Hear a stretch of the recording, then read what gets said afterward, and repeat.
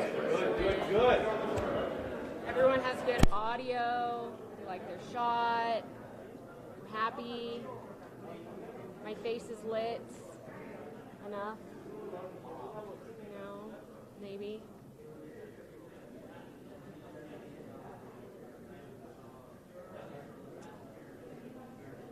The good news is you're on camera. Yes, I know. And I'm just looking off into space. Oh, that I look good? Yeah. Oh, thank you. Be here all week. Just said you walked by. It's like, God, you guys are starting. That's good. That's very good. Okay, well, the senators will start filling in just a minute or two. Again, I will call for questions in our time. It's just so we're all tracking. But join us tonight and you have more fun. It's the best. Right.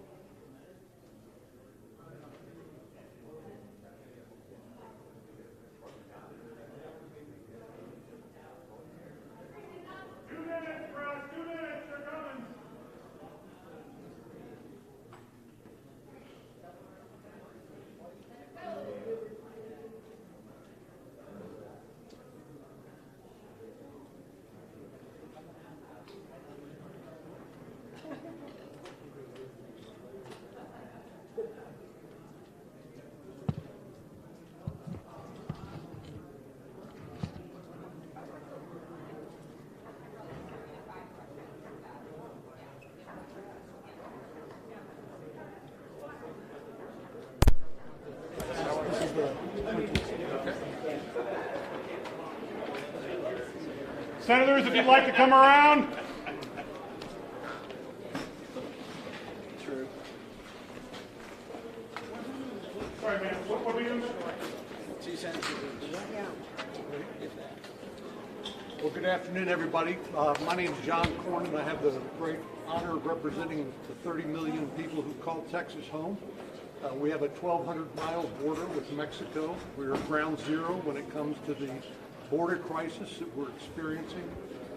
I'm delighted that I'm here today with a number of my colleagues, including Senator Sinema from another border state, Arizona, also Senator Kelly, also from Arizona, Senator Murphy from Connecticut, Senator Tillis from North Carolina, Senator Moran from Kansas. We have Chris Coons from Delaware, and we want to thank the mayor, Mayor Lisa, and others for their hospitality here today. As you know, we've heard from a variety of stakeholders and people who live and work here along the border who are having to deal with this massive humanity coming across the border. And as you heard me say, perhaps I think we need an immigration system that is safe, orderly, humane, and legal. Because right now, this mass of humanity coming across the border is not entering the country through an orderly or legal process.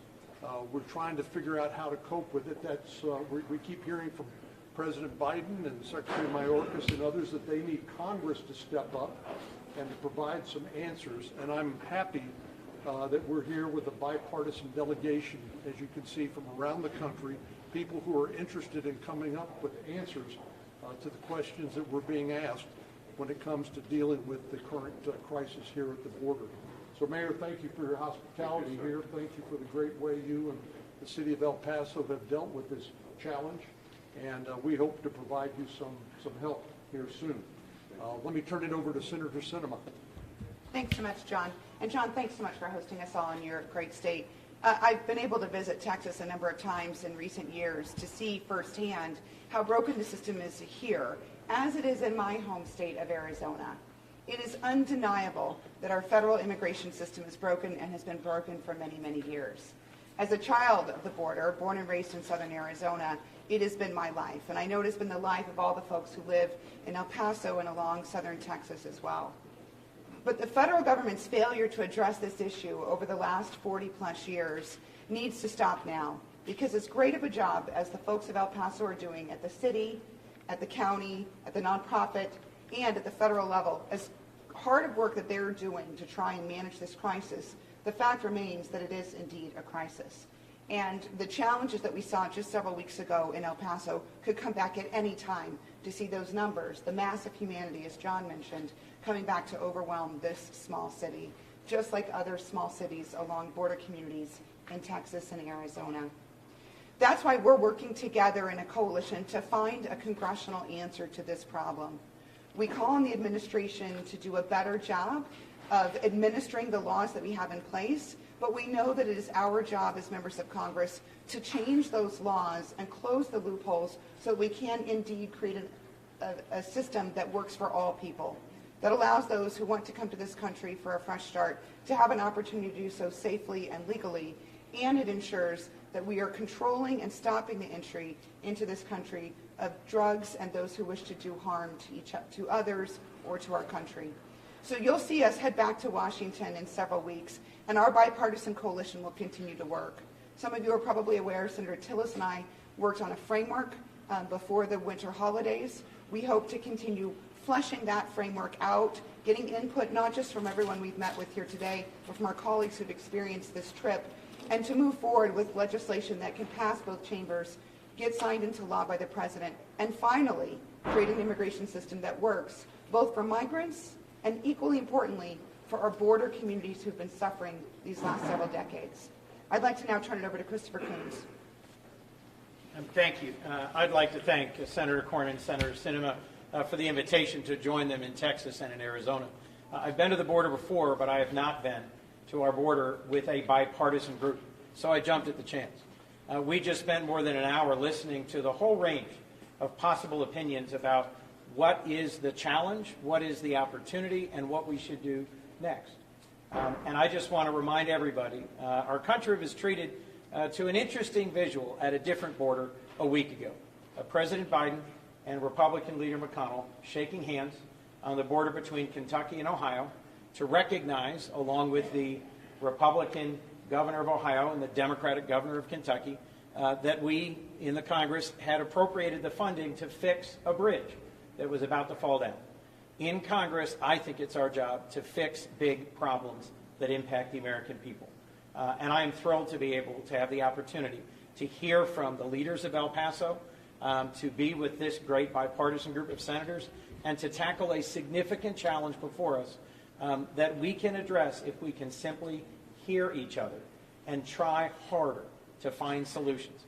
President Biden has asked Congress to take the next step. I look forward to being a part of this group in doing so. And I'll now turn it over to my friend, Senator Jerry Moran again. It's such a pleasure, a privilege, in fact, to be here in El Paso. This is my first visit to El Paso, and to see the care and compassion by public, private officials, by church and community groups, by non-governmental organizations who have an understanding the importance of caring for those who are in difficult and challenging circumstances, to show care and compassion as Americans are known for. And so I commend the local officials in the private sector, the private citizens here in South Texas, for their efforts to make certain that the right thing happens here. I would say that the border is a crisis. It is of significant magnitude, one of the most important issues that our country can address, deal with, and attempt to solve. While we talk about a border crisis, the challenges that occur here have consequences across the country. I certainly know that what happens along the southern border of the United States has consequences in my home state of Kansas. Much of my effort in Washington, D.C. is often tied to law enforcement, and this circumstance we find ourselves in here has significant consequences for human trafficking, for drugs, for our national security. So not only is it an issue, in fact, I think in times past we've thought about immigration as someone coming here to take our jobs. There are so many more reasons for us to correct the challenges that we face on this border. This is National Law Enforcement Day, and what I saw today was federal, state, and local law enforcement officials who are not only doing their jobs, but doing jobs that in most circumstances we would find beyond their capabilities because there's no one else to do the job. We saw so many, heard from so many, and saw the consequences of the care and compassion of people who have taken an oath for the security of their community, for their state, and for their nation. And Americans ought to be grateful today on National Law Enforcement Day that they strive to do their job so well in such challenging and difficult circumstances. And so I say thank you to them. And I would ask Chris Murphy. Thank you very much, Jerry. Let me add my thanks to John and to Kirsten for putting this trip together. This is my second time in El Paso. In the last 2 years, I was here earlier with Secretary Mayorkas and Senator Capito, and I'm so grateful to the community members, to the Border Patrol, to the mayor, to his team that have weathered a pretty significant storm over the course of the past several months and for much longer. America's story is a story of immigration. We have seen it as an economic imperative to build this country by bringing the best and the brightest from all around the world. We've seen it as a moral imperative to rescue people from terror and torture, and desperation, bring them to America's shores. We should be proud of America's commitment to migration. But this system isn't working any longer. And it's time for us to come together, Republicans and Democrats, and find a better path forward. I think if all 8 of us wrote an immigration reform bill, we would write different bills. We'd come to this trip with different priorities, different ideologies, different perspectives. But I think what unites us is that we see it as part of our job description to solve big problems and to get into the dirty work of the tough compromises necessary to do that.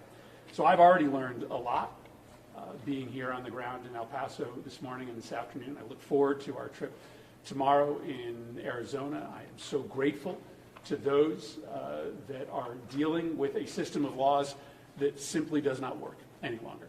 It is our job to update those laws, and my hope is that we will come away from this trip with both individual ideas and hopefully collective ideas to get a piece of legislation through the Congress and to the President's desk that supports the work of those that we have met here today. So again, thanks to all those who made this trip possible. Let me turn this over to my great friend, Senator Tom Tillis.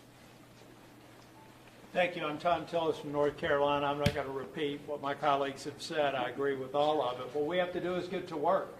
And one of the reasons I'm thankful for the work that Senator Sinema and I have been able to do is to come up with a framework that recognizes that it's not just about border security, it's not just about a path to citizenship or some certainty for a population here. It is both. It's the only way it works in Washington. We have to have people get together and understand the border is broken.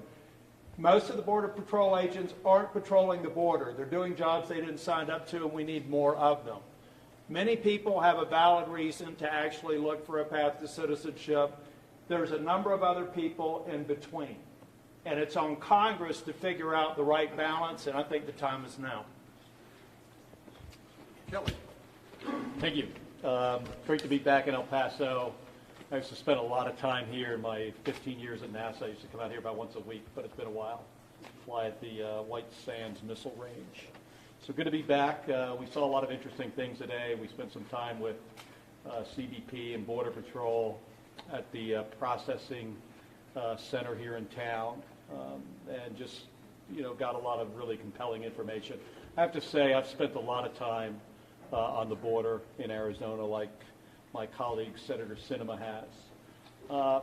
The border isn't the same in every area. This is a very urban area here in El Paso, large city south of the border. Having this experience with the leaders here in El Paso, in this county, with the two sheriffs, with community leaders, with the folks that run NGOs and the Texas National Guard, the United States Army, really, really important, to hear their perspective on what they think we need. And it's not uniform, but it's up to us in the United States Senate to come together and come up with a plan, a bipartisan plan. Now, I've only been in the United States Senate for 2 years, a little over 2 years now. But while I've been there, folks standing behind me have come together on so many important pieces of legislation, on infrastructure, on semiconductor manufacturing, on veterans' health care, on marriage equality. And I'm convinced that we can come together and come up with a solution on this issue that strengthens our border, but at the same time provides what we need to support our economy. I strongly believe that we need a pathway to citizenship for dreamers. It's something I hear in the state of Arizona over and over again. I've met so many dreamers that I view as American as my own two kids, my own two daughters. So I'm optimistic we can get this done. Just takes hard work, and I look forward to spending some time here and seeing the operational issues that Border Patrol, specifically, that Border Patrol has to deal with. They have a really, really tough job. Both of my parents were police officers. I really appreciate the hard work of the men and women of Border Patrol. We need to get them more resources. And to do this today, on National Law Enforcement Day, it's kind of, I think it's a big deal for all of us. So thank you, and I think we have the opportunity to take a few questions. 3 questions. Get the mayor. Thank you. Well, first of all, I want to thank you all for taking your time to be here. I think it's really important. And I think we all know that we don't have the answers. I can tell you that we live it every day, and we understand that we need to treat people with respect and make sure that we provide a safe environment. But we don't have the answers, and we look to you all, and we look to all your colleagues to give us, the guidance and to fix a broken immigration process that has been broken for so many years. Right now, everything we do is a Band-Aid, and we do need to fix it. And like I said, you heard from all of us, and we all had a different opinion, but we all came to the same conclusion, including every one of you all, that we need to treat people with respect and treat people in a humane manner.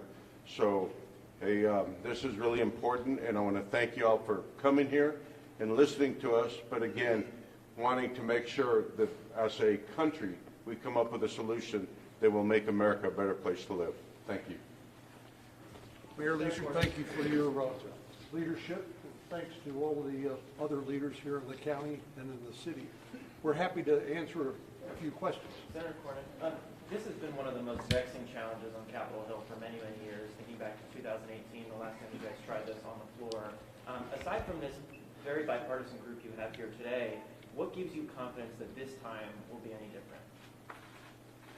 Well, I've never seen the border in this bad a shape. I've never seen this volume of humanity trying to make their way across. We've never seen this many Americans dead of drugs that are smuggled across the border and that contributed to the overdose of 108,000 Americans last year.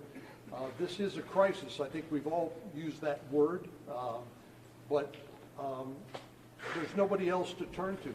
It's our responsibility. It's our job to try to address these very difficult, multifaceted problems. You've heard from a lot of different types of people from different perspectives.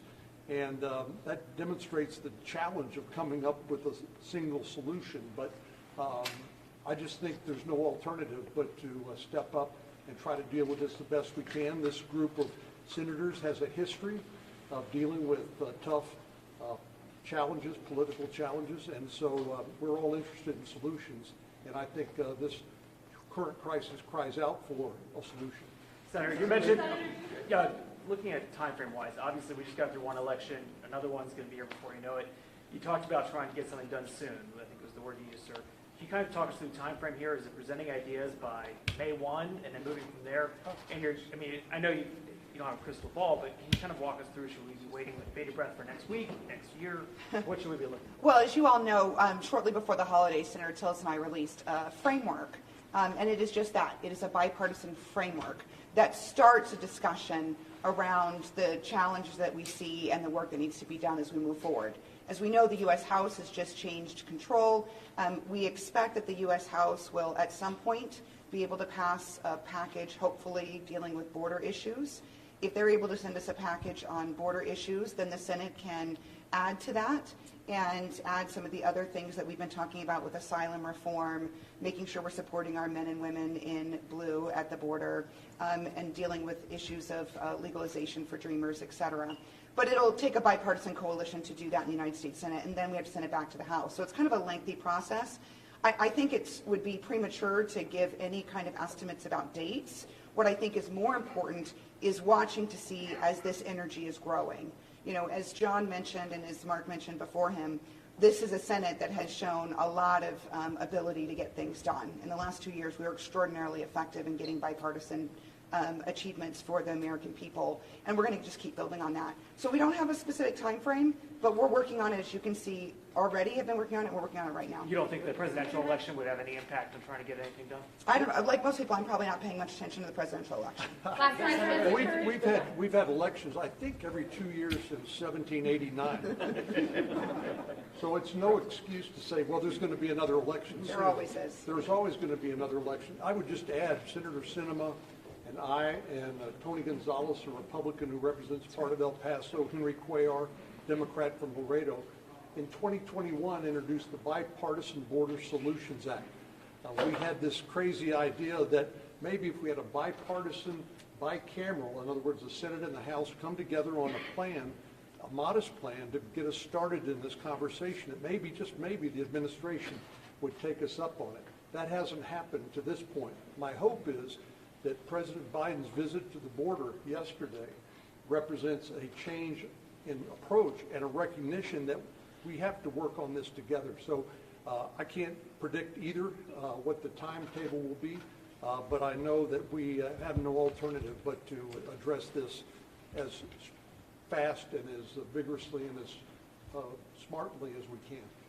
Senator, you had the leader of the largest migrant shelter in El Paso today pleading with all of you to get the state government out of enforcing immigration in El Paso in terms of how he feels the situation is handled. I just want to know if any of you have any reaction to that. Well, we all have different roles to play. They were quick to acknowledge that it's not the role of the Department of Public Safety or the National Guard to enforce immigration law. But if you have a 1,200-mile border with Mexico and the federal government's not doing its job, then it's up to the state leadership and up to the law enforcement and the National Guard to do what they can. And that's what Governor Abbott has done. I believe the Adjutant General of the Texas National Guard mentioned that Texas taxpayers have had to pay roughly $4 billion out of Texas taxpayer funds to do a job that should have been done by the federal government. So I think the answer is for the federal government to step up and do its job, and then that would relieve the need for the Department of Public Safety or the Texas National Guard to do what they're doing now. And just a note, there's a long history of states stepping up and doing what they can when the federal government has failed to do its duty, which those of us in border states have experienced for most of our lives. In Arizona, our local firefighters are often called out in rural communities to rescue migrants in the desert because Border Patrol agents are back at the station processing other migrants. This is a community problem for every single border community. And it takes all of us to, as the mayor said, put the Band-Aid on to help save the lives of those migrants and protect migrant communities. But this is a federal issue. It is the federal government's job to solve this immigration crisis, both through changing the laws and then enforcing laws that are humane and fair. Thanks, folks. That's it for now. We'll see you later tonight at the National Law Enforcement Dinner. Thanks. Thank you. Thank you.